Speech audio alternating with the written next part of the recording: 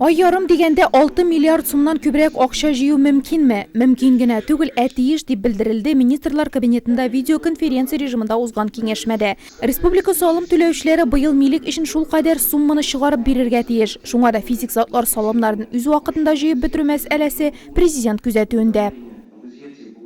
Это наши доходы, ваши доходы.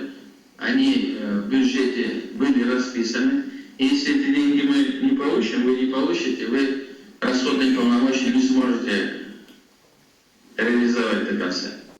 Түләү кәгазьләре елдагыча почта аша җибәреләчәк. Шәхси кабинетлары булганнарга ул бары тик электрон вариантта гына килә. Үзгәреш салымнарны түләү срогына гына түгел, аларның күләменә дә кагыла.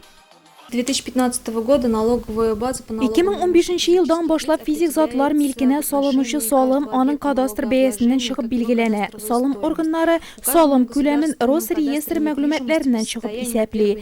Шулай да ташламага ия кешеләр артыннан барсы да саклана. Бу пенсионерлар, 1-нче, 2-нче, 3-нче группа инвалидлар, Бөек Ватан сугышында катнашучылар. 2015 елдан башлап ташламалар бары бер объектка гына бирелә. Әйтик, бер йорт, бер фатир яки бер гараж. Шулай ук салым базасын киметүгә каралган. Мәсәлән, бүлмәдән 10 квадрат метр, фатирдан 20 квадрат метр, торак йорттан 50 квадрат метр алып ташлана.